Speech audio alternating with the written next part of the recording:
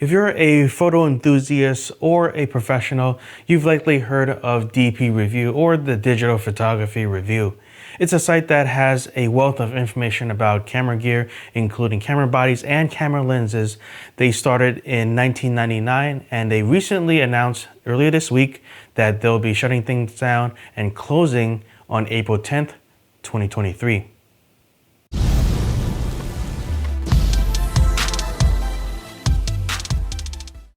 Now, part of me wonders if this is an April Fool's joke, except at the time of this recording, it's not April yet, it's still March.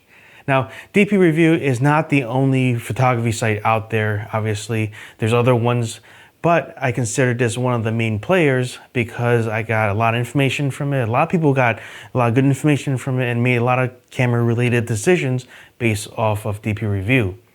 Now, for me, I got into photography seriously probably in the mid-2000s, so about 18 years ago. Wow, that's quite a long time ago. Time definitely flies, but 18 years ago, I was looking for my first interchangeable lens camera, my first DSLR, which happens now to be the Nikon D50, conveniently located here on my museum, my mini museum of cameras.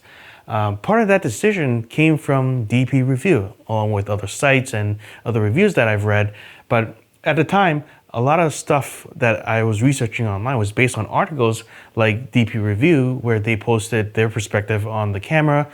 Obviously, you know, the specs you can read from the product page, but getting their perspective as well as other people's perspectives was very useful for me in terms of making the decision for my very first camera. And then subsequently, throughout the years, I've upgraded camera bodies, obviously, and then the camera that you're watching through the Sony a7 III, that's also on DPReview.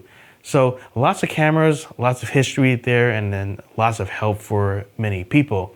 Now, I am very bummed that the site is closing down in April, but I don't want to make this video into one big complaining session, right? So Amazon, I guess Amazon bought DPReview a long time ago, which I wasn't aware of until they announced that they were closing it down.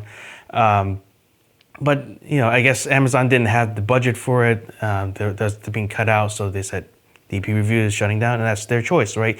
I don't want to make this into a big complaining session, as I said. I want to instead kind of say thanks to the staff of DPReview over the years for helping out so many people, including myself. And for me, you know, me personally, I'm not a big, you know, open forum person. I don't really post a lot like that through comments.